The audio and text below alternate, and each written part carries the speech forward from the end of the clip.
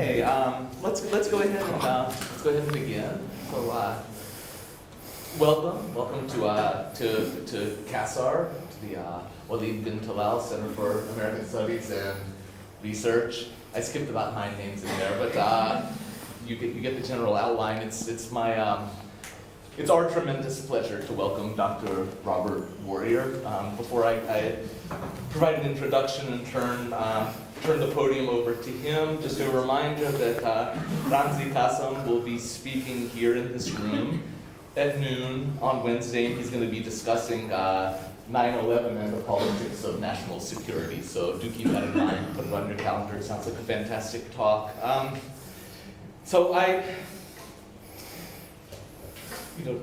took up the, I volunteered for the task of introducing Dr. Warrior.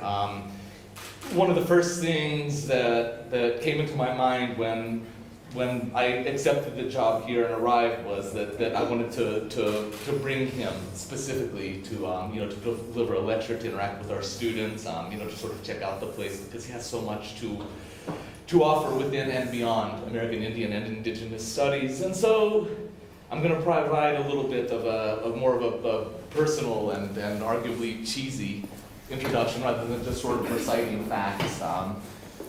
First, some of the basic facts. Dr. Warrior is the chair of the American Indian Studies program at the University of Illinois at Urbana-Champaign.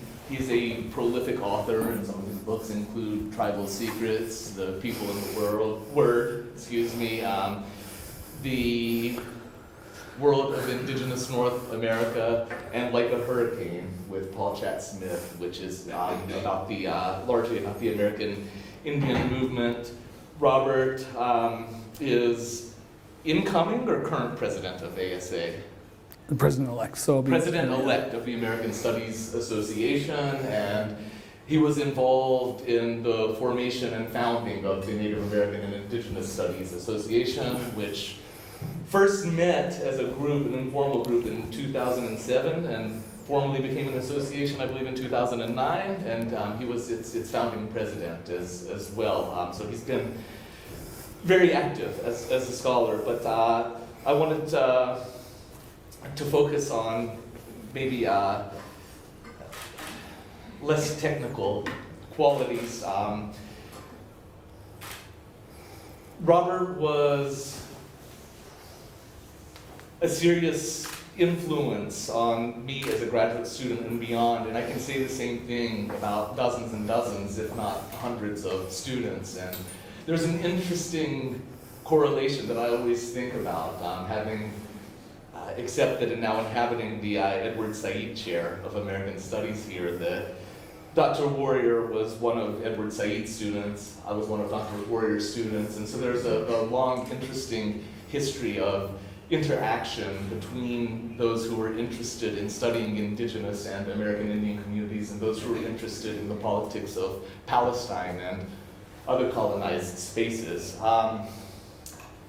We've been on a quest, it seems like, especially in the Arab American community, ever since Edward Said's death, to find the next Edward Said.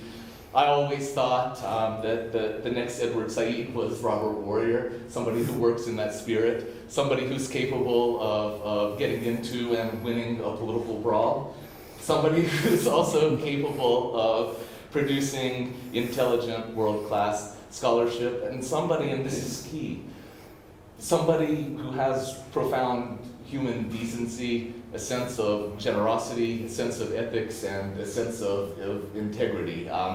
This is not my way of asking you to pin all of my failures onto Dr. Warrior. He doesn't deserve them, but whatever positive qualities that I have as a scholar and teacher, I attribute in large part to him. And it's a wonderful honor, an honor that I can't put into words to be able to introduce him here at AUB this evening. Thank you for coming, and enjoy the lecture.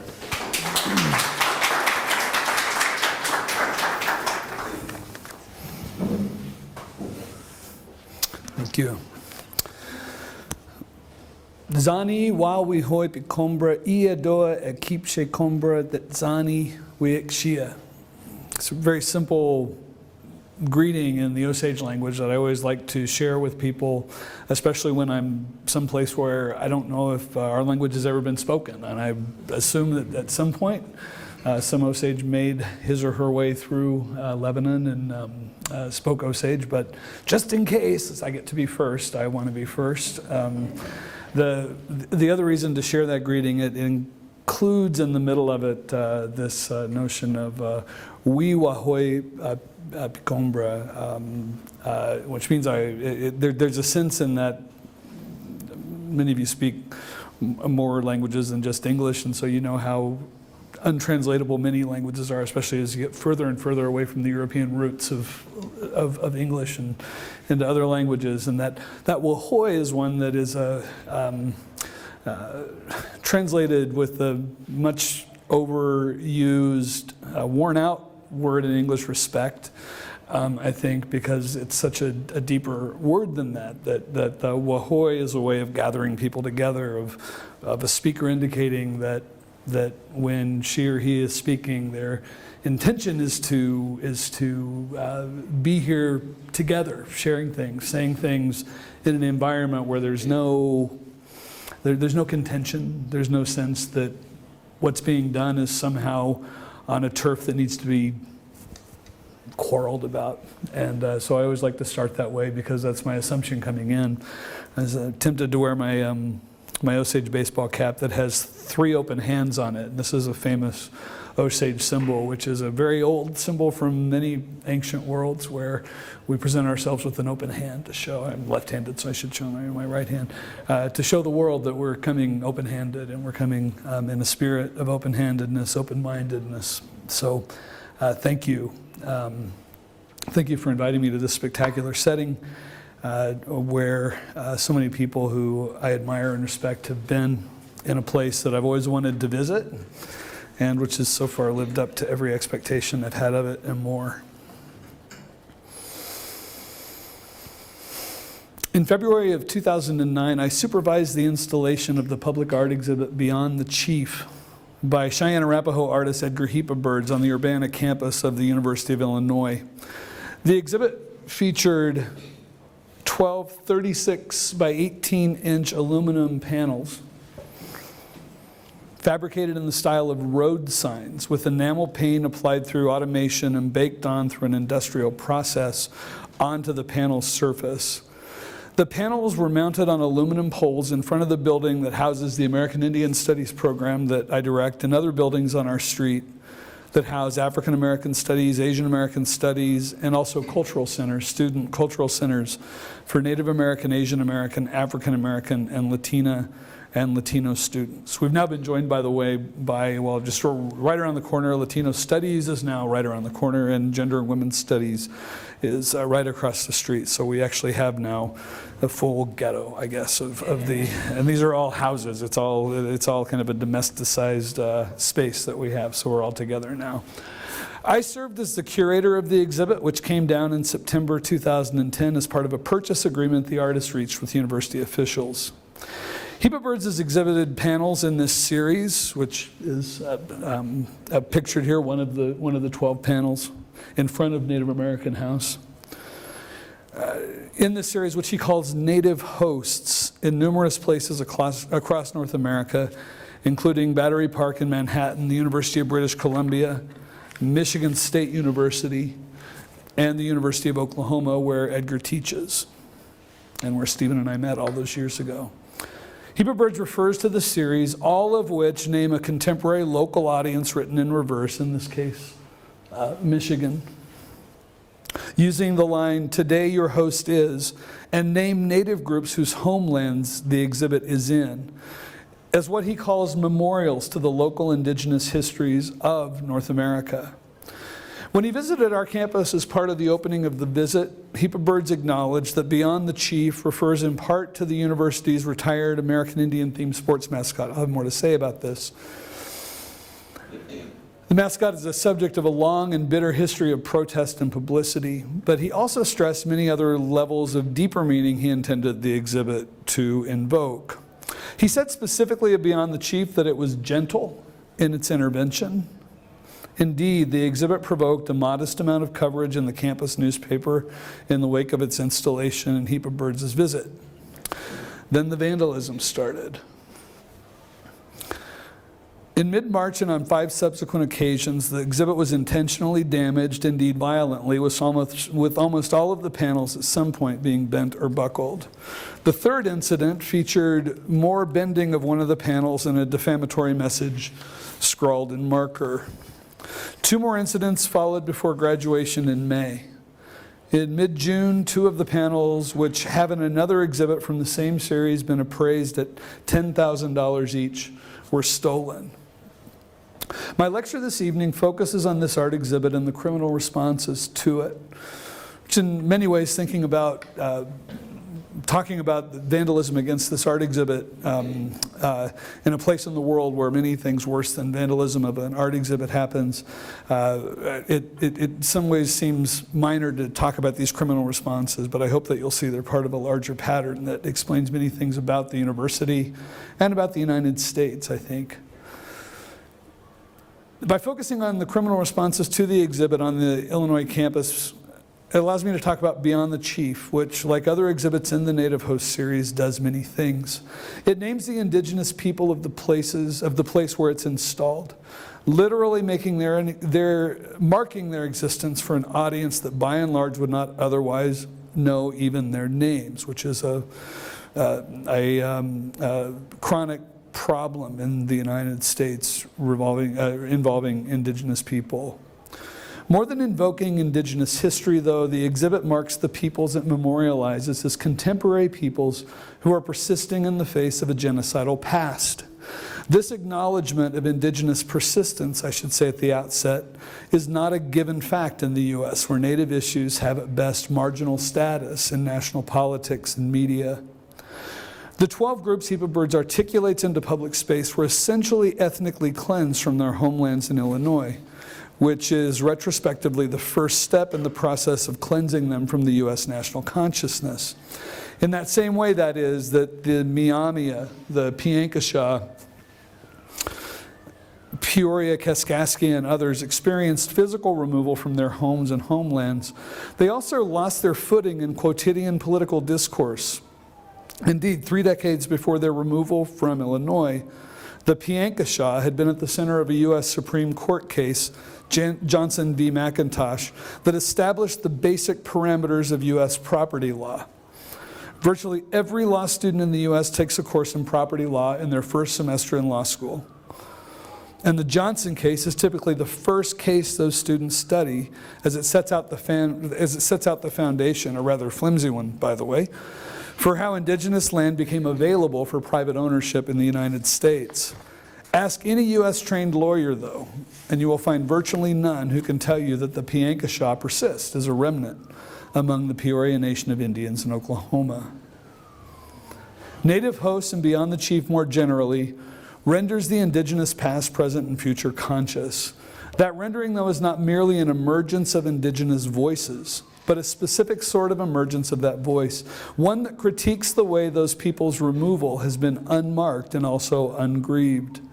Critique, I want to argue, constitutes a basic aspect of Heap of Birds aesthetic in this case, which is one way, as I show the images from the exhibit, you can think about them. And not just in this case, but also in Native and Indigenous studies more broadly.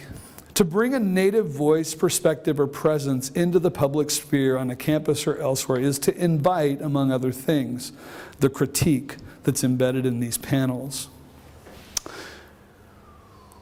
Let me see.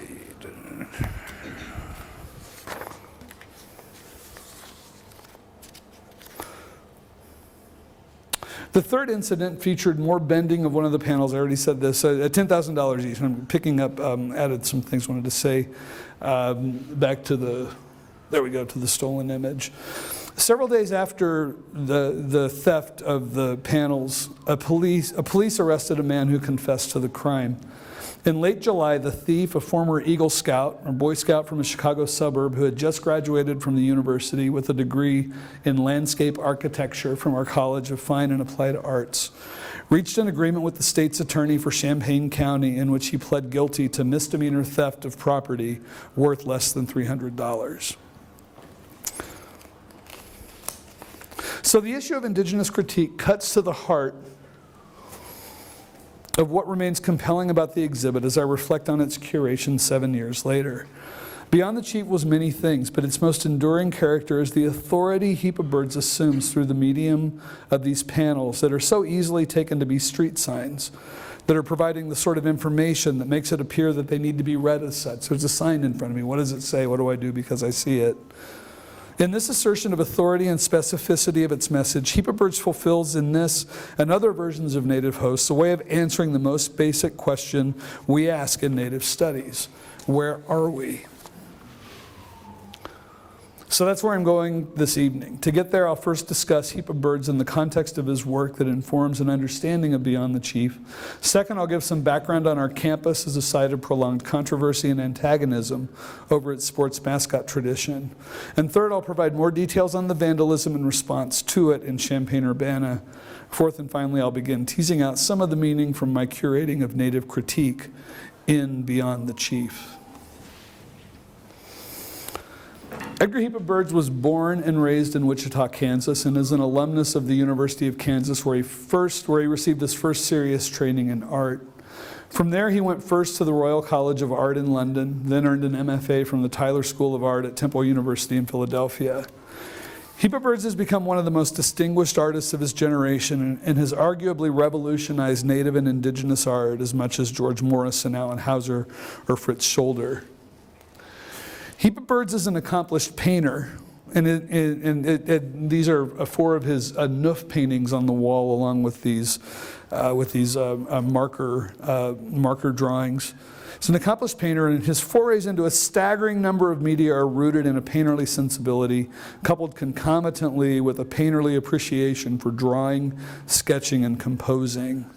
From this basis, Heap of Birds has ventured into sculpture, marker drawings, as you see here, multiple forms of printmaking, textiles drawings, and even glass blowing.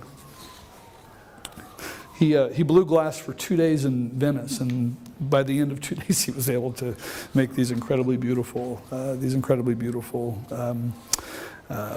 vases, I guess you would call them, with these incredibly beautiful figures in them. Word-based conceptual work broke into Heap of Birds' artistic practice in 1983 when he was among 5 artists, including Keith Haring, selected to exhibit text on giant screens in New York. 5 years later, he mounted Reclaim, a public art project in New York City's Battery Park, and purchased New York. So it was kind of a dual installation in both places. It was the first iteration of what came to be known as the Native Host series. The panels reminded viewers in a rather direct manner of the living indigenous peoples who continue to consider Battery Park part of their Aboriginal homelands. Battery Park being, for those of you who don't know, a park that's right down at the foot of Manhattan, right by the Staten Island Ferry. Another example from that same exhibit, it demonstrates even more forcefully the extent to which Heap of Birds use the assumed authority of a panel that looks like an official state or municipal sign to break into public consciousness. He's before used city buses, billboards, and lithographs and seriographs that take the form of broadsheet posters. But the panels of Reclaim and the other exhibits have not taken up space that would otherwise be dedicated to commercial advertising, which is a typical place to find art like this.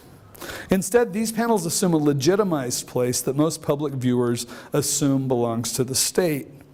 To be clear, these are panels whose place and presence are legitimized by the exhibit's sponsors. But they work not just because they're provocative or funny or even enraging, but also because they It's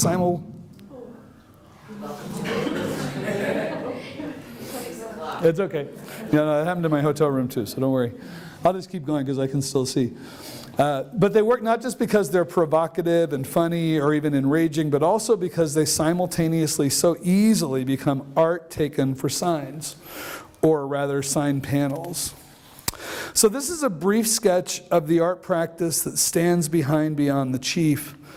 Much more could be said about the depth and breadth of Heap of Birds' work, but I hope this will give you enough to situate our exhibit at Illinois. And not having pictures of the next things will be a little bit difficult, maybe if you haven't seen them before, so I'll go back and show you as we need them, and for those who can see the tiny little things here. Yeah, I'm expecting it too. But for those of you who might be able to see at least a little bit of the things here, I'll go ahead and put these photos up. The University of Illinois has been ground zero of the controversy over the use of caricatured American Indian images to represent athletic teams as mascots. Ground zero of the collegiate version of that, at least, with Washington, D.C. being more recently, as many of you know, another ground zero of it. In 1990, sparked by Native students on campus, Illinois' use of a costume mascot who danced at halftime of football and men's basketball games and women's volleyball games became an object of protest. I probably have to turn this back on, don't I? Somebody want to get that on. Somebody else want to do this? Grab that too. Let's see if that one comes on. Yeah, no, it'll be fine. There's a great time for that to have happened, by the way. Became an object of protest by the Native community on campus and a growing number of supporters at the university and around the country. It's a great film on that called In Whose Honor that Steve may have in his collection. I'm not sure, but I'll send you all if you want to see it. It really goes into detail about the long controversy. Most universities with Native-themed sports mascots, including Stanford in 1972, the University of Oklahoma in 1971. Yeah, it's coming back, cool. Had ended their use by the early 1980s. But some schools without a visible presence of Native people persisted in their use into the 1990s. Supporters of Illinois' mascot continued through the decades to hold on to the position that having a white student, as you can see here, a white student dress in a buckskin outfit and feathered headdress while performing a dance routine having nothing to do with any North American Native dance tradition was a form of honoring Native North American peoples. And then I'm going to go back, and I'm going to go forward.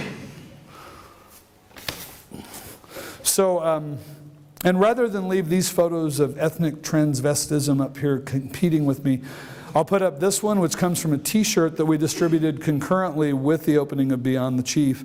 It's a parody of the university's round chief logo, and this is by Osage graphic artist Ryan Redcorn, now perhaps best known for his work as part of the comic social media video making group, the 1491s.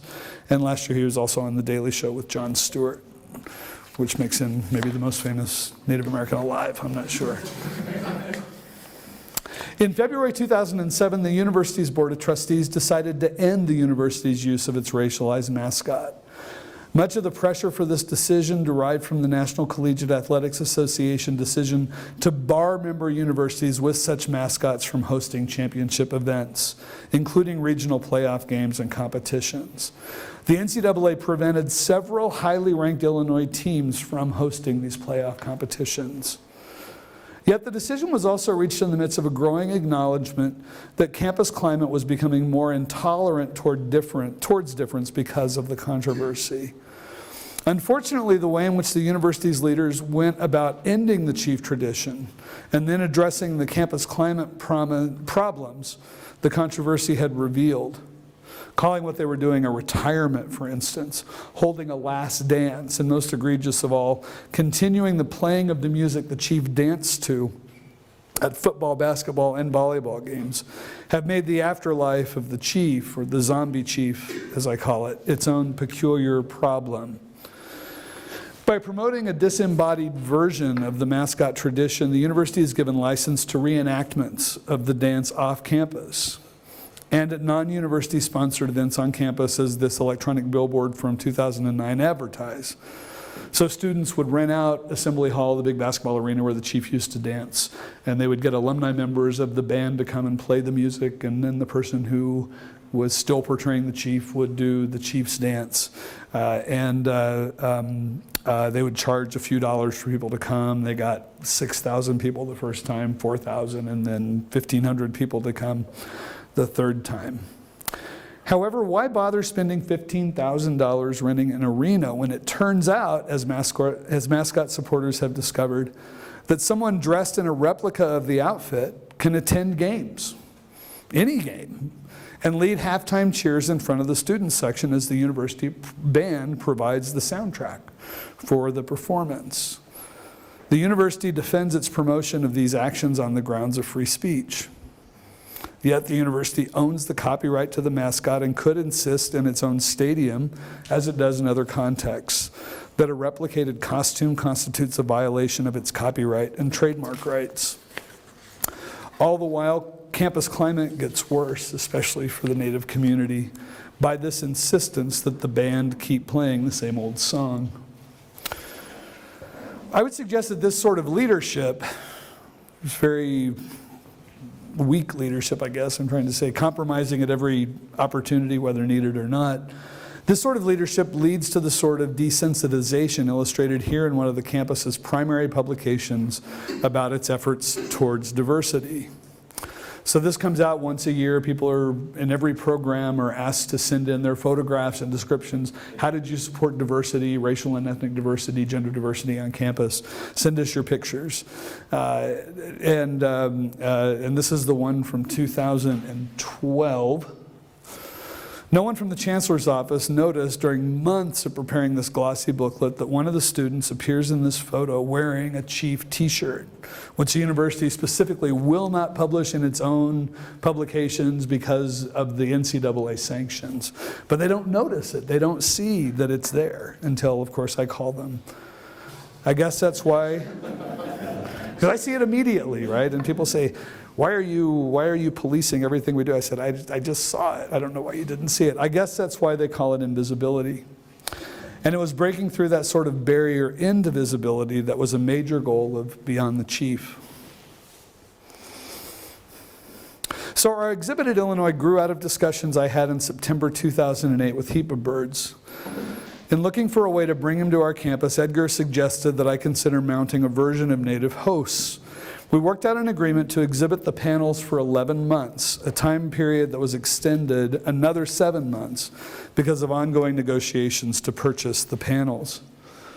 Heap of Birds works collaboratively in the Native Host series, and he sought local input on the content of the top line and the names of the groups on the panels. So Chief or Chief Alinowek, these are the references to the sports mascot very specifically. These would have been really inflammatory. People might have vandalized the exhibit. Oh wait, they already did. These are ones we said we don't want to really provoke something, so we didn't choose those. We recognized in our discussions in the Native American House and American Indian Studies communities how little most of us knew about these people whom we were going to be memorializing. We weren't born with perfect knowledge of all 576 federally recognized American Indian groups in the country, not much less the hundreds of others in the Americas that are in Canada or elsewhere, or even unrecognized communities in the US. So most of us knew not very much about these people whom we were going to be memorializing. This then wasn't us as American Indian people demanding that others learn or scolding people for not knowing the state's history. Instead, the exhibit helped me and others clarify, and this is really how it felt at the time we were working on it, the limits of our own knowledge of Indigenous Illinois, and the opportunity we're providing for ourselves is for everyone else to learn something about where we lived. Once Heap of Birds had our input, he set about getting the exhibit fabricated at a sign company in Oklahoma City. I then started looking for co-sponsors on our street who might agree to have panels installed outside their buildings. The next step was gaining approval to have the exhibit installed on campus. So this is the aerial photo of our street that the University Planning Office asked me to use to indicate where the panels would be installed, and this is what I scanned and emailed back to them about where the exhibit would be. Having written about Heap of Birds' work public work previously, I knew that part of the impact of various panel-based work of his comes from the fact that while many viewers see it as something that feels like it's been installed without permission, it's not in the least, as I've already said, guerrilla art. In contrast, in fact, the work has clear legitimacy and authority, which is, I think, part of what lends it its interest to the interest of its aesthetic. In our case, the exhibit was reviewed and approved personally by the chancellor. There's no one wanted to stop it on the way up to that approval to say, no, we don't need to worry about everybody wanted a higher level of approval. Finally went to the chancellor. In my conclusion, I'll briefly talk about how the exhibit fits into the sort of analysis of modern planning James Scott does in his book, which some of you might know, Seeing Like a State, how certain schemes to improve the human condition have failed.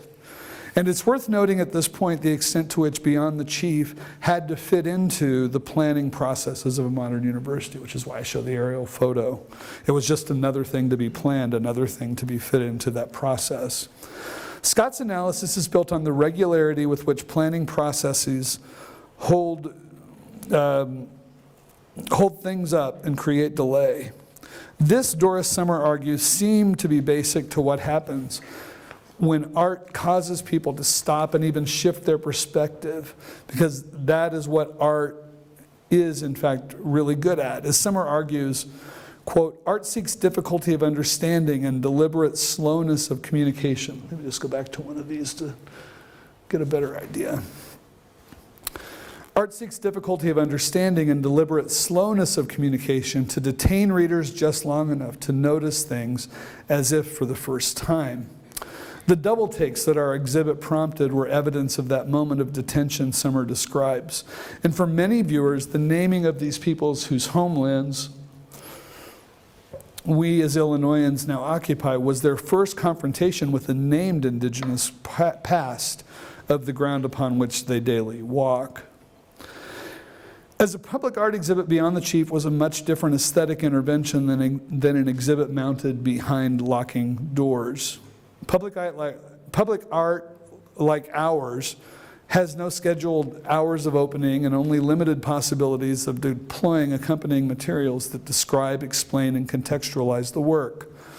Docents, brochures, catalogs, and labels are some of the tools of museum work, not to mention security guards who monitor viewers and remind an audience of the boundaries of behavior at play in a particular setting. The voluntary aspect of non-public art creates a diction and vocabulary of viewing and reading. Exhibiting in public does not have any of those features, even as it has many attractive, highly populist and democratic ones.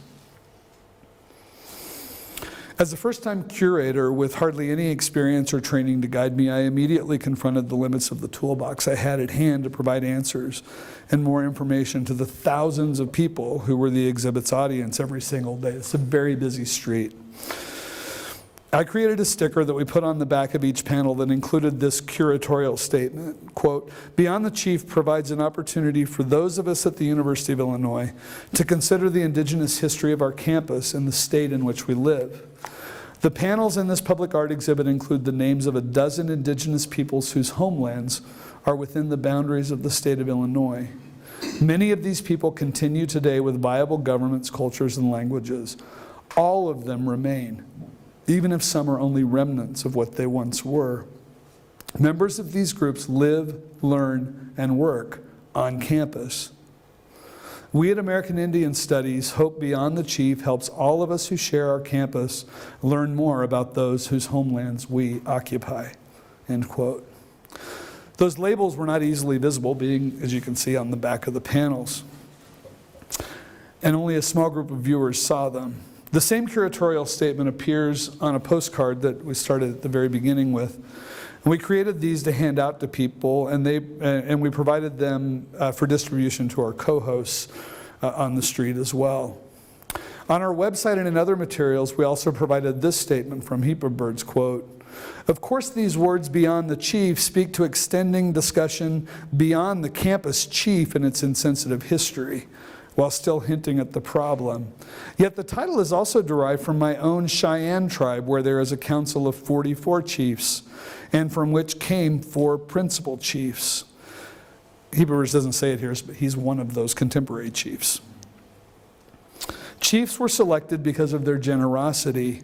A chief is far beyond one person and should reflect truth, tradition, listening, openness, and good way to a whole people.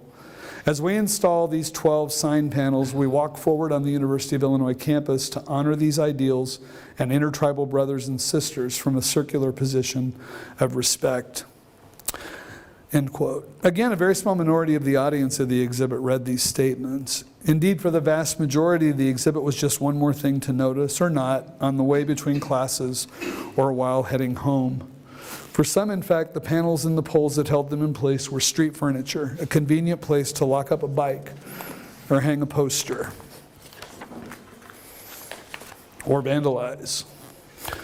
On March 16th of 2009, as I've already said, we noticed that one of the panels had been bent significantly. The damage went unrecorded and is barely noticeable in this photograph.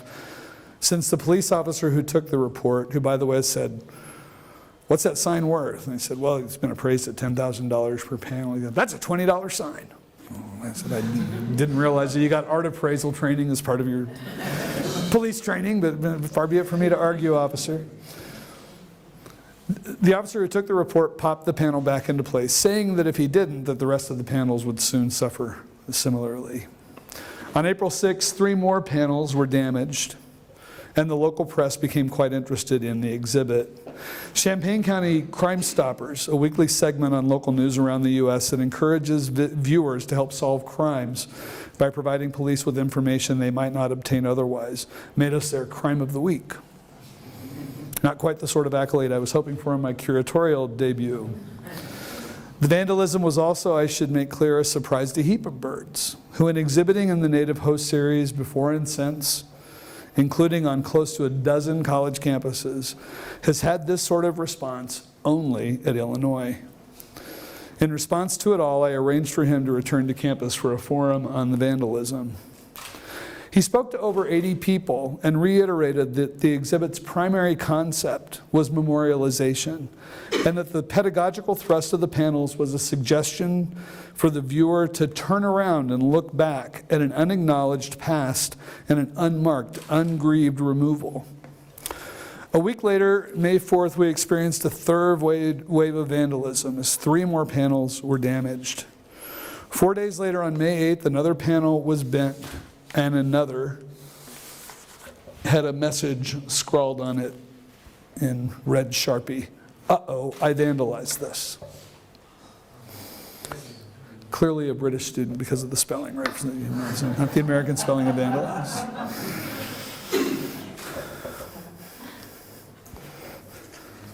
Or someone from part of the British Empire. Or a bad speller is I think what we had. A few days later, I learned that the Community Relations Service of the U.S. Department of Justice was monitoring what was happening and would soon be on campus to try to avert escalation. Their single mandate is to reach out to communities in which acts of bias and hate are being committed in hopes of bringing about constructive change. So this is the feds, this is the federal government, this is part of the Department of Justice that the Attorney General of the U.S. runs. At about the same time as I worked with heap of birds to replace damaged panels, we came up with a design that would reinforce the panels and prevent the shouldering blow seemingly favored by vandals to that point. Nonetheless, on May 20th, we discovered 3 more panels damaged and that the new design prompted a new technique of bending the panels at the corners.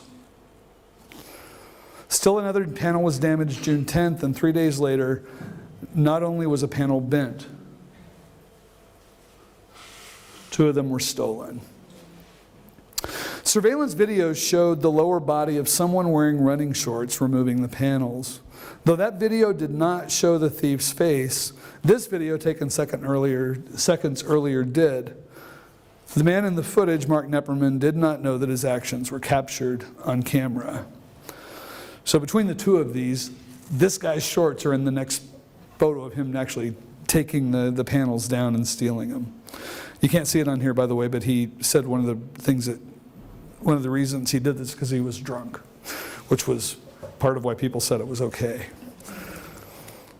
Early on, the chancellor had suggested the installation of surveillance. I balked at the idea not only because of my concern for privacy, but because I hesitated to put in surveillance to protect the exhibit without consulting the faculty members whose workplace would be monitored, which is what the chancellor asked that I do, I guess suspecting that one of our faculty members was probably doing the vandalism. Right? You can't tell anybody in your program that we're putting the cameras in. And I said, what are you talking about? So you suspect our program faculty is actually doing the vandalism. My colleagues shared my concerns, but approved of limited surveillance within weeks of the issue being raised after the second incident in early April. It took University Police 2 months to get the equipment and install it. Nepperman became the first and only perpetrator to be caught violating the law in connection to this exhibit.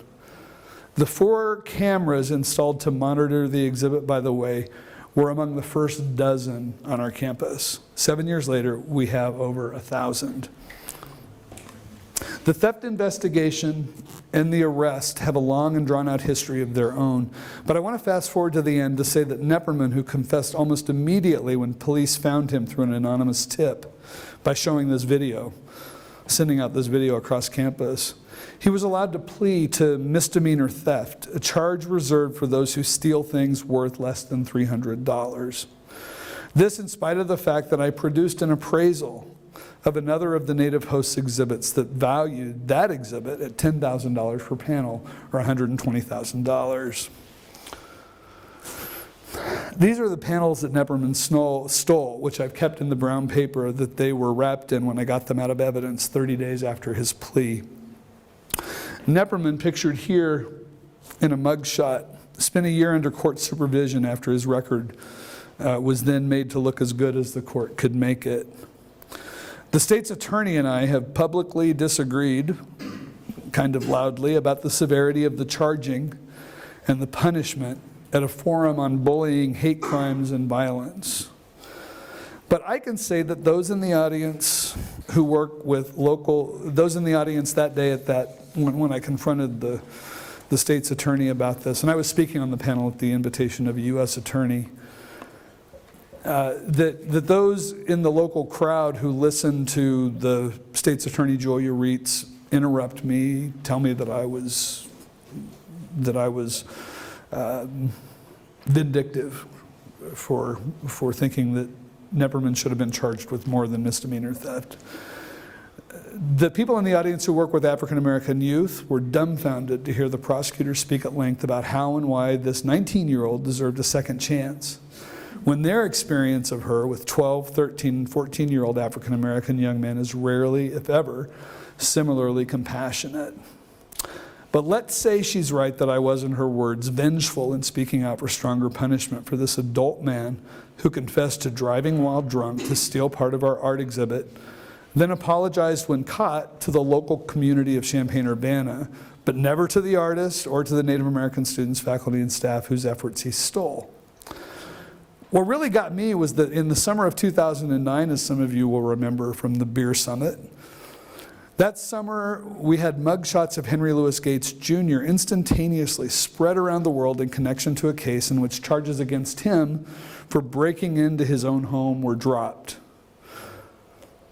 I was unable for over 7 months to get this mugshot of Mark Nepperman in spite of his confession and conviction. Usually I wouldn't show a picture like this because it just makes me uncomfortable to show somebody, but the fact that he was allowed to protect it for 7 months, even though he'd admitted to the crime, always just gets me, so I show it for longer than I should. Not long after the plea, a new version of the panels arrived ready for installation.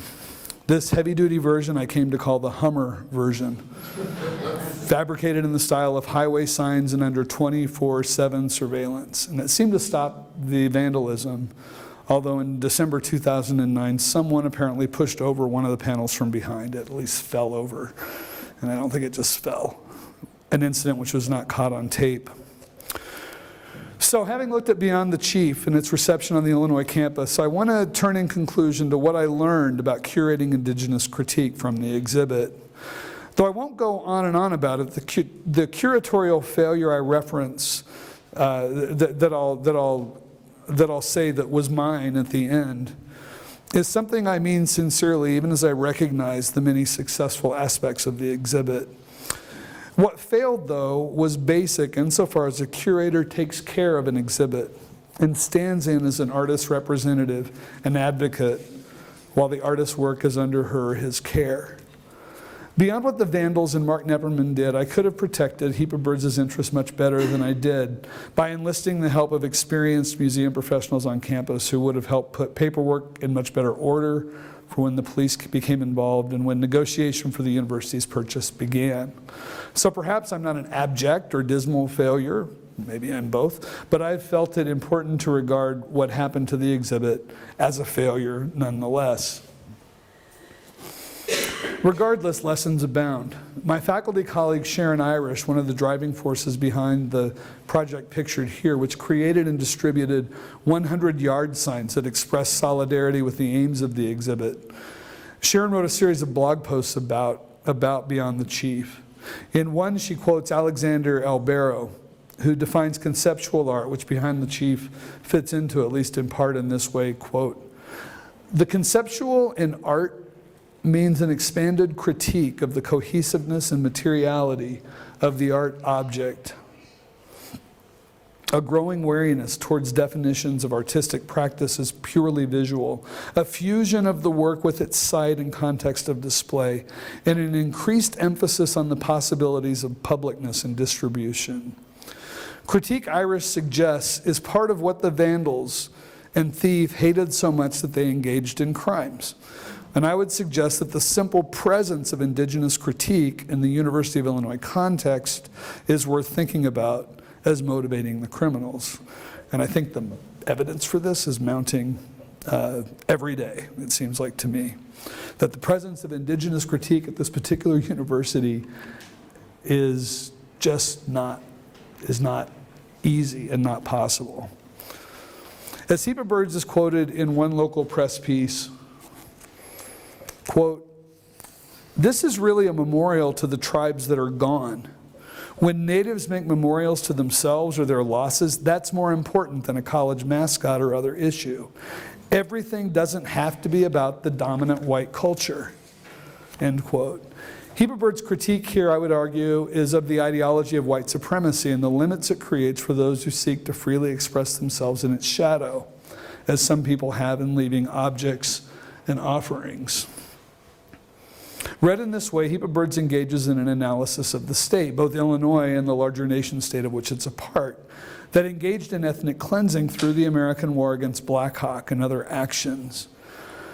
The analysis made possible by the exhibit, though, does not focus primarily on the price that indigenous people paid in order to make room for the modern state, but manages to interrupt what James Scott calls in Seeing Like a State, the, quote, optics of power of high modernism, end quote, to raise questions about what the purchase of that process has been. As a land-grant university in one of the U.S.'s largest states, the University of Illinois is deeply embedded in the political economy of Illinois. And the institution's design, architecture, and structure reflects how the state wants us to see it. We, as a university, are a state project, the success of which comes from a vast array of enterprises, including corn hybrids researched in neat gridded rows surrounding the campus, and even out at the airport as you land at the airport. Corn everywhere, I promise you.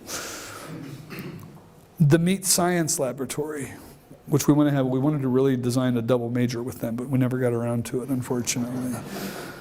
The Institute of Genomic Biology, the fiction of Richard Powers, and the many generations of Iliac supercomputers, the first supercomputers in North America. In 2010, in the midst of our exhibit, our then interim chancellor, Robert Easter, who would go on to become the university's president, who retired about a year ago. But back then in 2010, explained to a conference of librarians he spoke to on our campus, to welcome them to our campus, that these and other projects had been made possible by the fact that prior to the founding of the university, there was, quote, nothing here. We didn't play gotcha with Chancellor Easter by making a public statement about his claim of terra nullius, and he apologized right away when challenged for what he said. I don't think he meant it. But what he demonstrated so tellingly in his public pronouncement was the institution's simultaneous mythology of indigenous absence, standing alongside the institution's own cherished fantasies about indigenous presence, as embodied in the former mascot. There's at least one more fantasy to contend with, though, the one that tells the institution it's perfectly okay to cling to contradictory mythologies and fantasies. You don't have to choose. The question arises then of just how committed to serious, rigorous investigation those running the institution really are, all of whom are scientists. As Scott argues, the proliferation of fancy and fantasy reveals the flimsiness of the planning processes, which, as Scott argues, quote, were not scientific or rational in any meaningful sense of those terms, end quote, in the first place. You can read his whole thick book to really see how he demonstrates this around the world. Of course, being a comprehensive public university with its unruly faculties, unwieldy collections of colleges, proliferating agendas, and enormous economies of scale, Scott's point obtains that, quote, the results of high modernist planning will look substantially different than what was originally imagined, end quote. What Scott perhaps misses that Heap of Birds gets is that the original sin of indigenous removal is implicated in the original error in perception of where the university is. By taking the form that it does, Beyond the Chief engages in a critique of state power by occupying state power's place. The panels tell viewers something, and the form takes advantage of the state's power of interpreting itself and guiding its citizens by its signs. As was true on so many campuses in 2009, our university was threatened with a crippling financial crisis. Plans, processes, reviews, transformations, and freezes became part of our everyday reality, as increasingly they're becoming part of our everyday reality in 2016. From top to bottom, the message was consistent. Things don't work anymore. Heap of Birds exhibit in marking the removals and ethnic cleansing that initiated the institutional history that brought us to that point could be read as saying, they never did. I would go further by suggesting that Beyond the Chief also implicitly critiques the contemporary situation that Hal Foster describes in his essay, Design and Crime, as a moment in which, quote, the aesthetic and the utilitarian are not only conflated, but all but subsumed in the commercial, and everything seems to be regarded as so much design, end quote. Foster suggests that we find ourselves navigating through an age in which design, that is branding, integrated retail, product placement, and the like, surrounds us. As he says, quote, contemporary design is part of a greater revenge of capitalism on postmodernism, a recouping of its crossings of arts and disciplines, a routinization of its transgressions. Perhaps it's time to recapture a sense of the political situatedness of both autonomy and its transgression, a sense of the historical dialectic of disciplinarity and its contestation, to attempt again to, quote, provide culture with running room, end quote, end quote. He's quoting somebody else when he says that, to provide culture with running room. Heap of Birds then disrupts the designer's plans and sends a different signal, using, I think, what Foster describes in Design and Crime. So if he provides this running room, if the exhibit provides the running room that Foster describes, what do we do with it? Thought about in this way, the critique seems less gentle. This leads to Aileen Morton Robinson, the Aboriginal critical theorist, who argues, quote, the theft of indigenous lands and the death of indigenous people are inextricably tied to the assumption of patriarchal white sovereignty. Indigenous sovereignty is perceived to be foreclosed by this assumption, and its existence is both refused and acknowledged through an anxiety of dispossession, which rises to the surface when white possession is perceived to be threatened, end quote. And there's a really interesting connection Morton Robinson makes with security discourse through all of her writings on white possession and indigenous sovereignty. That I think is really important to take into account. A wonderful theorist who deserves to be read really widely. In discussions about intolerance on our campus, I've learned from those on our local front lines that the most common victims of bias are Muslims and new immigrants. Women from these groups are especially vulnerable. LGBTQ people are also often targeted in bias-related incidents. So I would argue that Morton Robinson is onto something, and that she adds the crucial point that indigenous realities create not just equivalent levels of insecurity, but the earliest Western forms of that insecurity. Indigenous peoples, according to Morton Robinson, understand better than anyone that, quote, patriarchal white sovereignty operates ideologically, materially, and discursively to reproduce and maintain its investment in the nation as a white possession, end quote. What happens, I want to ask, when we read Beyond the Chief is challenging the mythologies that circulate about who possesses our campus. Further, by invoking today rather than yesterday, Heap of Birds invokes Morton Robinson's point that, quote, denial of indigenous sovereignty masks the continuing effects of dispossession and the benefits of colonial theft reaped by the white nation, end quote. In other words, a plaque put out to say someone used to live here might be perfectly acceptable, but a panel that says today your host is read quite differently. Read as such, the mascot controversy is only a controversy because of the sense a white supermajority on the Illinois campus have that they can declare Native perspectives and analysis as wrong, which happens regularly. Or for the exhibit, we've brought the vandalism upon ourselves by being provocative troublemakers. The assumption behind that is that if we would be quiet about our critique and analysis, everything would be fine. We could learn, teach, and live in peace in exchange for our silence. Keeping Morton Robinson's point in mind, I want to close with a focus on the exhibit and its critique by sharing some thoughts on remembering, mourning, and grief from Simon Ortiz, who, an Acoma Pueblo writer, who begins his long poem From Sand Creek with the line, "Grief memorizes this grass." Grief memorizes this grass. Ortiz, in private communication with me, has said about this line, this is a long quote, "Grief is very private as meditative act, perception, and atonement. To grieve is not to mourn or feel sad or loss. I consider grief and grieving as meditative act. It's also perception or understanding and comprehension." Does this sound like a form of rationalization? Perhaps. When I consider grief as a meditative action, I feel it is proactive, a way of comprehending what has taken place. Colonization was and has been such a powerful, powerful force that faced indigenous people. They, in a sense, have not been able to even conceive of what they faced. So I think in order to conceive this force and its impact, I've relegated or considered grief as a technique, system, method of perception, understanding. To mourn, feel sad, and feel loss. Those are just too damn heavy as effects of colonialism. So I prefer to cope with the effect and impact of colonization by considering grief as perception.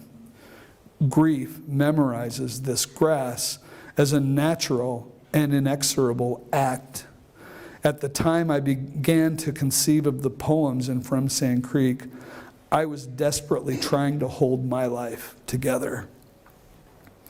The Peoria, Piankashaw, Kaskaskia, Wea, Potawatomi, Ho Chunk, Odawa, Miami, Aquapa, Meskwaki, Sac, and Kickapoo must have been collectively desperate as they left the Illinois parts of their homelands. Heap of Birds participates in this same sort of grieving as method in his memorializations in Native Hosts and Beyond the Chief, I think, reminding us that these peoples, the panel's name, memorized the grass where we on our campus now walk on sidewalks, park our cars, and strive to achieve our educational goals. Finally, I want to conclude by saying that amid the critique, Heap of Birds offers an invitation that remains beyond the vandalism, beyond the theft, and yes, beyond the chief.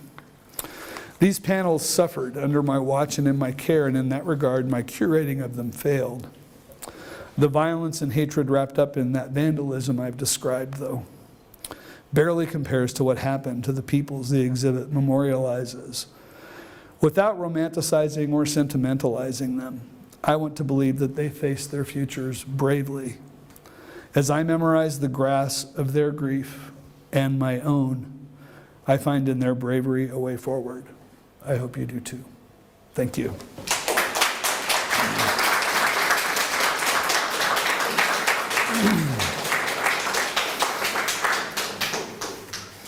So I'm guessing we have a little time for questions if some people looks like have to leave, which is cool. Please look like you're walking out in anger, because I always like that. I'm really pissed off. Yes, I was just wondering, from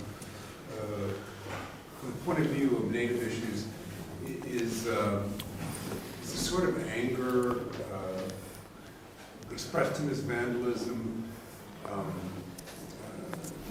part and parcel of this anger that we see coming out of this election? I guess I was interested in, is there something new here?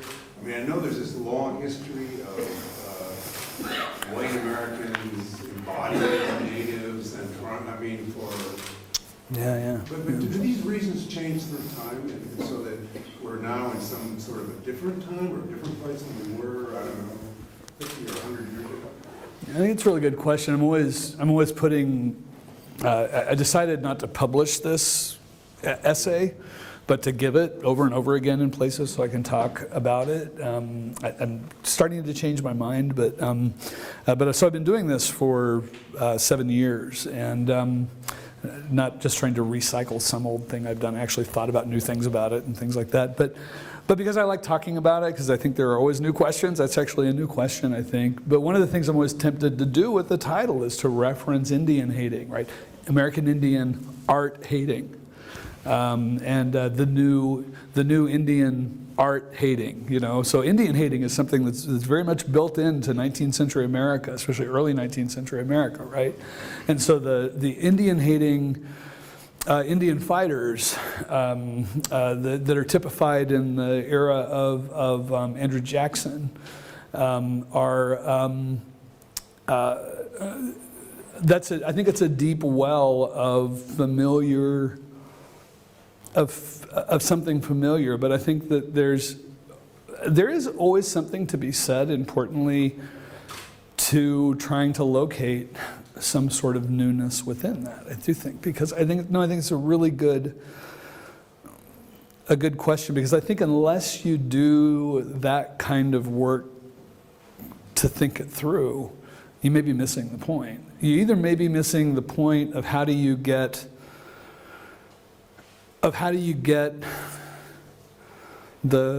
what's going on in the U.S. now around the election and the anger, the violence connected to these older American currents, or how do you miss the opportunity to link up Native issues with these larger currents? I mean, in the 19th century, these were the currents, right?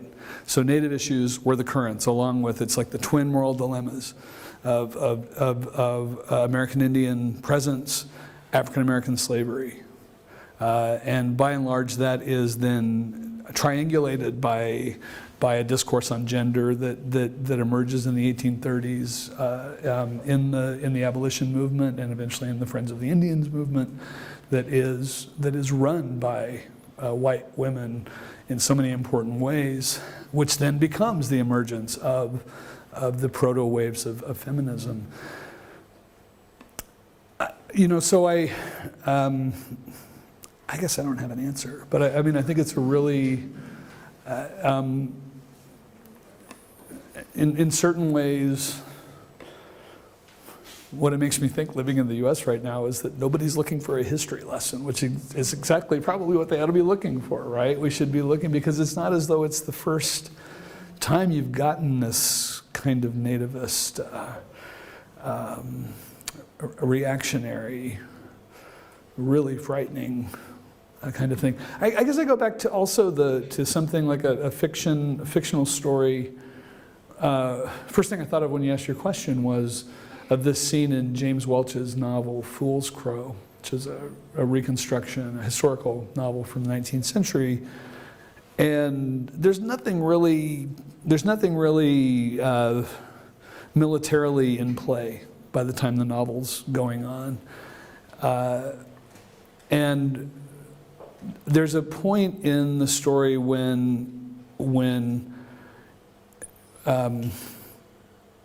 there's a white frontiers person, a man wants to just go out and kill an Indian. And he just hunts around until he finds somebody. And then just kind of in the middle of the night, just kind of takes aim through the place where that person is sleeping and just kills him. Because he says, and the whole sense you get, which it really rings true, which is the frightening part of that story, not that somebody could imagine the story, but the fact that it just sounds so true, was the idea that he was so afraid he was going to miss the boat. He was going to miss the opportunity, and that the tragedy of that, I guess. So I guess in the end, I want to say it is old. It's a really old American feeling that frightens the heck out of people in Native communities, right? I think it frightens people in immigrant communities too, right? When they're newly arrived, because it's the both and of this American experience they're about to have, where it's going to be a lot more complicated than people ever thought. So anyway, yeah, I think it's a both and. It's a great question. I appreciate it. Thank you. I was curious if you could talk more about the surveillance. Yeah, sure. Like, were these cameras taken down afterwards? No, they're still there. Were they used? Was the administration, were they willing to do this maybe as a way of trying to increase their own power and surveillance of the campus? How do you maybe contextualize surveillance? Sure. The university campus? Yeah, I mean, the chancellor and I every chancellor at the University of Illinois I've been really familiar with, unfortunately, because of the chief. And it's this remarkable thing, being the director of American Indian Studies, and I was director also of Native American House when I started, that it's just, I'm the head Indian in charge on campus. And so having meetings, and most people go like, I wish I could meet with the chancellor, and I'd say, well, go for me then. I've wasted more time in that building than you can imagine. But so the chancellor suggested the surveillance, and I mean his thoughts, and also the vice chancellor for student affairs, who's my neighbor 2 doors down, we're genuinely trying to think of a way to, I mean, at least in part, we're genuinely trying to find a way to document who's doing this, when's it happening, and how. But the other part of this that immediately struck me was I asked people involved, I said, I was a senator then, a faculty, an academic member of the academic senate, and I said, when does this come before the Senate to be kind of vetted through the process of shared governance? And they said, oh, we have faculty on the committee. And I said, when does it go to the academic senate so it can be vetted in the process of shared governance? You've got some faculty member on the committee that's deciding how we're going to be surveilled. But these are cameras going up everywhere on campus. I mean, when I lived in California, in Redwood City, they wanted to put up these microphones all over town that would triangulate where gunshots happened. And I had to go to a vote. I mean, we voted on it as a city, and here we are on this campus that supposedly faculty have something to do with all of this. And so it really was, I think, a power grab of sorts. And it was the first real indication that I had there of the sense that this was one of those areas where I don't know that it's by design, but I think it's by habit that administrators try to get the ball rolling. And once the ball's rolling, it's hard to stop it. And so if somebody has questions, you ask questions while the ball's rolling. But boy, if you're asking the questions before the ball starts, before there's some momentum, then it makes it tough. It really concerned me that the assumption that monitoring the workplace of my colleagues without telling them was even in the minds of of the chancellor or the vice chancellor. But they did stay up afterwards, are still up now. At that point, they had some cameras. I think there were 4 on the student union, 4 on the bursar's office. So they had like the money and then the location where they thought most of the things would go. And I told them, I said, look, this is a ghetto. This is, I mean, not in the, not in the sense of an economically deprived neighborhood, but it's a place set aside for one kind of thing. There's like a sorority on one end, sorority on the other end, and then all these houses for people of color. I mean, this is what this is, this whole block of houses. And I said, is this really, you think, the first place beyond the bursar's office and the student union you want to set up surveillance?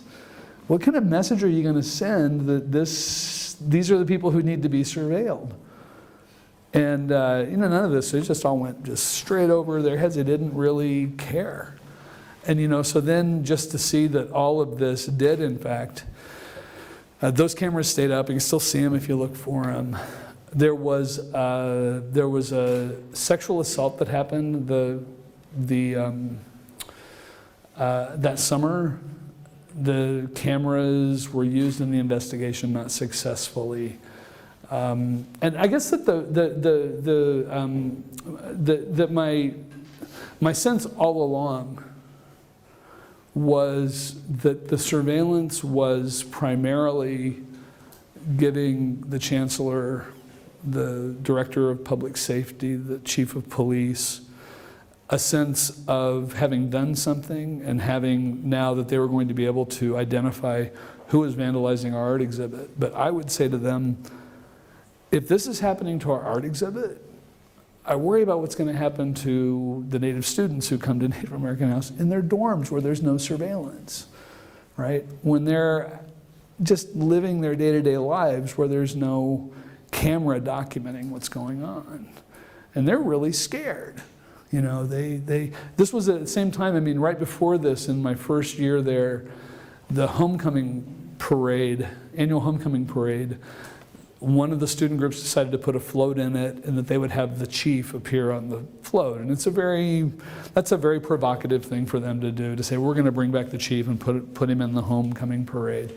And so the person in charge of the Office of Inclusion and Intercultural Relations contacted me and said, Robert, I've just found out that the chief is going to be in the parade.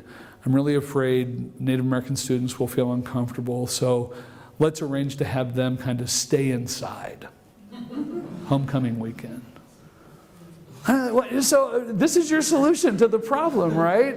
So our students have to go hide from the potential violence, and this is how you want to address the problem, right? And so the sense that somehow the surveillance just is such a limited kind of thing to do, right? It's an overview. It's maybe it catches something, maybe it doesn't. That it doesn't really. I mean, so my colleague Leanne Howe, she pushed for us to go ahead and get the cameras, and she said, I work in here a lot. Come out of here at midnight. And if I get bashed over the head with a metal pole, and I die, it'd be nice to have somebody caught, for it. So she said, let's get it, And I said, well, it's hard to argue with that. And I didn't necessarily. I mean, I don't think that there's not necessarily just a knee-jerk reaction that says putting up a camera would be a bad thing. Could be a good thing, I don't know. I mean, but I didn't want to just say, absolutely not under no circumstances. But I did want to say, could we slow down just a little bit and think about what it means to put up a camera? Why do you want to train a camera on our building? And you don't want me to tell my colleagues. But so, it was complicated, and no complicated moral calculus was being employed on the other side of that. It was merely, hey, we want to do this. They finally said they'd do it. It took them 2 months to get the equipment. I mean, it was just amazing. And at that point, the cameras cost, I want to say $2,500 each. Now the cameras cost like $100, right? You can put these things up for almost nothing. So they do. They're everywhere, right? And that part, and the fact that none of it's ever, I mean, I reported this to the head of our faculty senate at that point. It's this guy, Nick Berboulis, who became really prominent when Stephen ran into trouble at the University of Illinois as a real jerk. He was in charge of the fact, and I told him, and I said, hey, Nick, do you know anything about these surveillance cameras? And he said, no.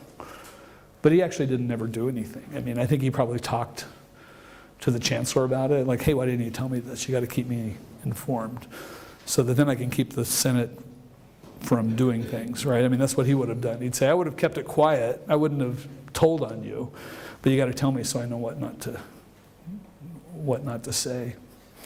Yeah, I don't know. I mean, I guess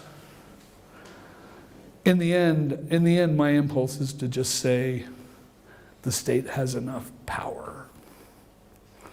Adding surveillance to the mix in the form of cameras, recording.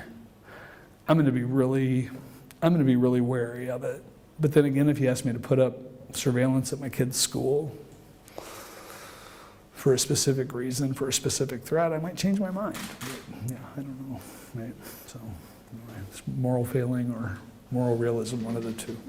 Not sure which. You mentioned that other exhibits by Mr. Heberberg had not been vandalized. It was only at the University of Illinois. Yeah. Is this something special, or was this a one-off situation? You know, I really do think that I think it's Illinois. I mean, I think that there's part of it that, so the basic excuse administrators wanted to use, which is that, well, there's this bar nearby, the Canopy Club. People come out of the bar and they feel like vandalizing things, so they vandalize this. They don't vandalize other stuff now. I mean, the exhibit's been down for 4 years, and they don't, I mean, people throw up, people leave condoms on the ground, people leave beer cans in our stairwell, but they don't go vandalizing things, including cars. There's tons of cars that could vandalize those. But they did this, and I think that it's always interesting to see how drunkenness becomes an excuse, for a prank, and it turns a criminal act into a prank. But if somebody else would do this, it might say, and he was drunk, right? It'd be an additional thing that was wrong, not a reason to say it was okay. But I think that the context of the chief, of the mascot, really is the antagonism. And I think and it's an antagonism that feeds on itself. The antagonism keeps Native students away from the campus. Chicago is, 70% of our students come from north of Interstate 80, which is Chicago and the suburbs.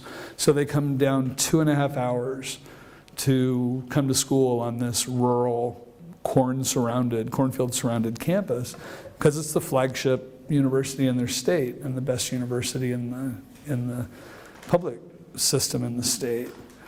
And there's a Native community in Chicago of 80,000 in the Chicago area. We typically yield 1 to 2 Native American students from the Chicago community every year. There are 500 Native American students who are enrolled tribal members of federally recognized tribal nations involved in a government-funded Title VII program, which is a program that's in schools in every major U.S. city, even small U.S. cities, to serve Native American students since the 1970s.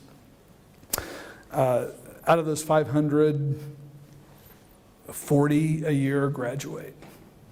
And we typically, from the Chicago public schools, and we typically get 0 of those students out of 40. And many of them, the reason for the program, for them to be involved in the program, is to get college preparation counseling from people, right? And to get none of them, I mean, it really speaks to the climate. Parents don't want to send their kids there. And in many ways, our program coming to University of Illinois as a faculty-led program was, I always thought, kind of getting things in the right direction to having grown-ups and adults on campus first, and then really attracting graduate students and more graduate students than we'd had. Graduate students had always been around, providing a context in which undergraduates would be able to to feel more comfortable and thrive. And instead of trying to say, let's bring in undergraduate students who would, in fact, suffer the most from campus climate, it's never worked out that way. And part of that has always been these issues around what happens on the campus. It's not so much that the university won't cave into our demands to stop playing the music at halftime, but that it's continuing support for things like the chief dancing in Assembly Hall or playing the music at halftime. Something happens that's controversial right at those moments when we tried to say we think we could do some recruiting up in Chicago. We'd get going, we'd get moving, and then something would happen, controversial. We felt like that was a waste of time, right? Because the university kind of announces, we don't want you here.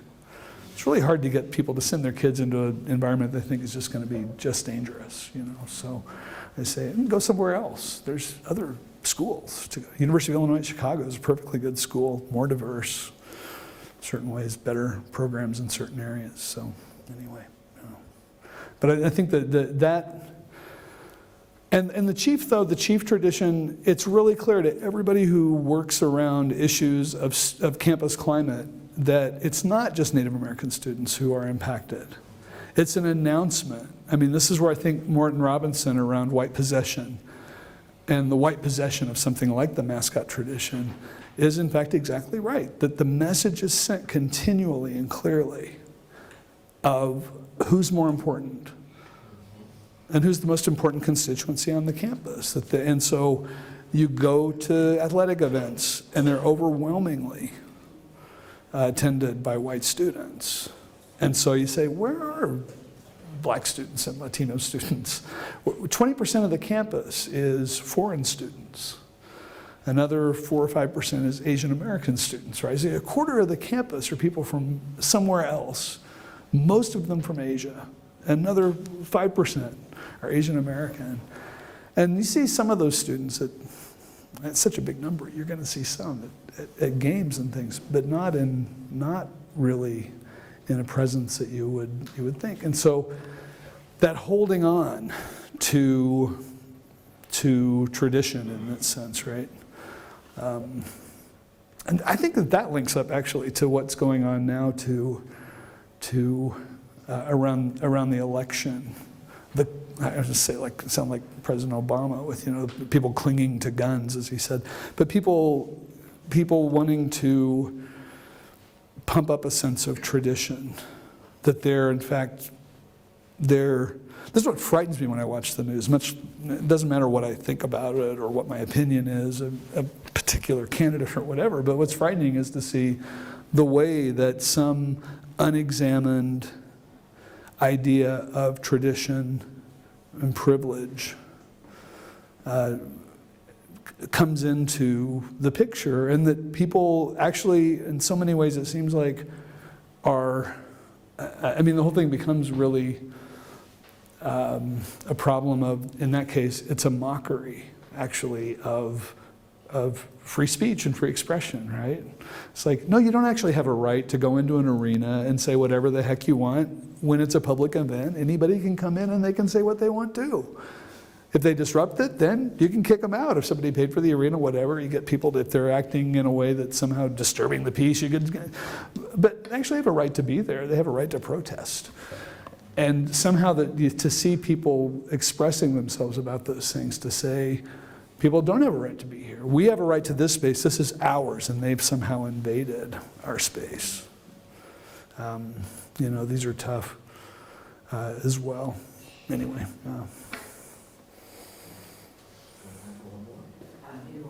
Okay, let's do the last one.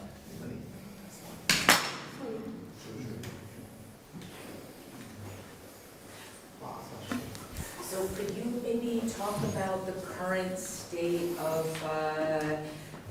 your Department of American Studies at the University of Illinois or Banish that name? I can.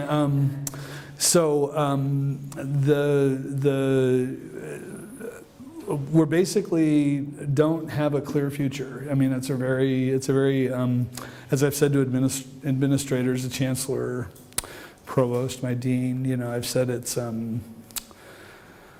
It's a grim and very disappointing period of time for the program because we had what was essentially, I used to say, I don't know if we're the best program in the world, but I don't know who's better. And nobody says, oh, you know, this program's so much better than yours, right? So nobody would argue about talking about what we were doing at Illinois as being very much on the leading edge of what people were doing in indigenous studies. And so to have what happened, not just to Steve, which is unconscionable, but to us as a unit, to have, I don't think that, what I don't think was fathomable to administrators was that these were the kind of faculty, highly productive, incredibly high profile, distinguished scholars, whether at a very junior level or more of a senior level, that you don't have to treat people like crap for very long before they start saying, gosh, are there opportunities to go elsewhere? And when those opportunities, in my case, those opportunities, I didn't really look for any. I actually looked at some administrative positions that came open. But the faculty positions that I was recruited in part, or at least got started with, all of them were ones people came to me. I mean, they just said, and they ranged from people saying, hey, look, we see what's going on there. We'd love to have you come here. So let's talk about whether or not you might want to come, but we'd also like to see if you'd like to bring some of your colleagues with you, right? So, and to have, in the case of University of Minnesota, made offers to 4 of our faculty. There were only 7 of us, and only 5 of us were movable at that point, so they made offers to 4 of the 5 of us. One person had 3 outside offers. Somebody else had 2. Well, three people had 2 offers. 4 of us had 2 offers. So everybody had at least 2 offers. And 2 people decided to stay, but they said they couldn't stay in the unit because they couldn't get their work done. I mean, there's people with really highly productive faculty who say, like, I don't do this to be embattled day after day after day. If I'm going to stay here, I'm going to go to the English department or their history department where I can just kind of hide out and get my work done. And then one assistant professor who is moving, now that we started off the year, 3 people had moved their appointments out of the unit. 2 other people had left, so there were 7 of us. We had lost, right before Steve was supposed to come, we had lost Leanne Howe, one of our colleagues, had decided to go take an endowed position, University of Georgia. So we would have been 9, right? So then there's Leanne, and then Steve wasn't able to come. And then 3 people, 2 of whom were offered jobs elsewhere and used the situation to be retained. One of those people, Joy Harjo, has now decided to move on to the University of Tennessee. So now there's, and then that assistant professor who, I started off the year with, our program started off the year with me and an assistant professor. So we'd gone from thinking we'd have 9 down to 8, down to 7, and then this year 2. And we started working immediately on getting that assistant professor moved to a place where she could be supported through her tenure, a tenure home where she could be supported. And so that's really grim work as an administrator who's built a really great program. But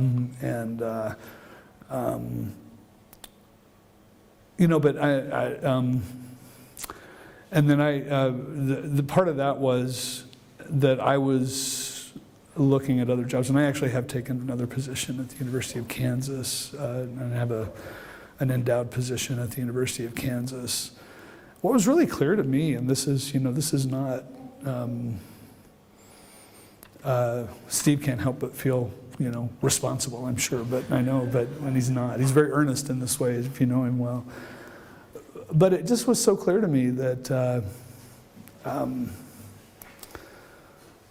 here it was, I could go anywhere around the country, around the world, and I would meet people who would express support, admiration, respect for what I had done, what we were doing, and the decisions that we had made, positions we had taken. But in that one place, that one little corner that has this bubble over it, that I think goes back to the mascot, there's just absolutely this villainization of everybody from our program, especially me.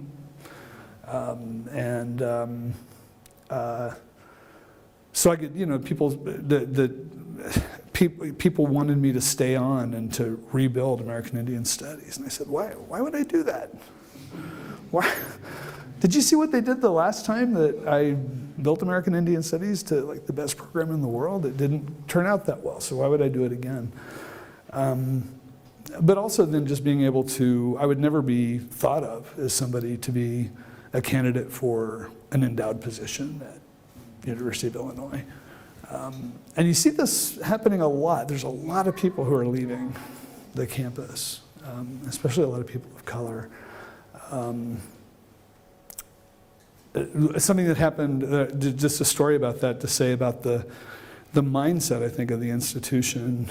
And institutions do this, it's not peculiar, I know, to Illinois, but that's how I experience it. Had an administrator at a senior leadership retreat in August, and this is 2 weeks after the chancellor had resigned, the provost had resigned, 2 months after the university had been put on censure by the AAUP.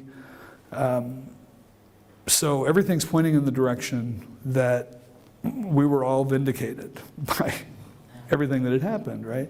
But new dean of the business school is a round table at lunch at one of these events. So not a public event where there's microphones, but a public event where he says things that are going to get reported back to people. And he talked about how the humanities had burned down the university, right? And say like, wow, that's amazing to me, right? This is. I'd like to burn down the business school, but I can't. And so, but it's tough. And so, it's been but I think that one of the things that I really do, that I think is really important to us, nobody was really trying to prove a point by leaving or staying or really it was just what happened. And I think that what happened in the aftermath of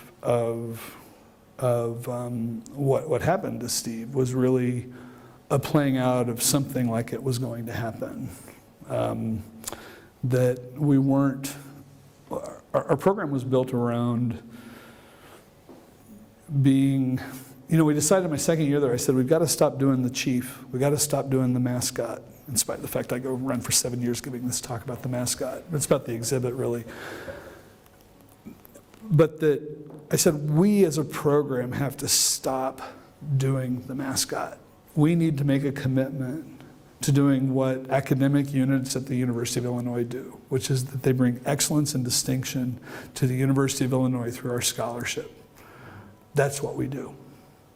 If somebody wants to say, you did this over here that was political, you wrote this over here, say whatever it is, this is our academic arena here, and this is what we're doing, is we're bringing excellence and distinction to the University of Illinois, just like the chemistry department, just like computer science, just like chemical engineering.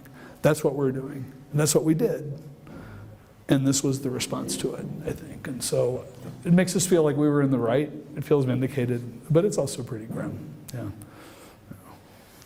Nice way to end. Thank you. Thank you.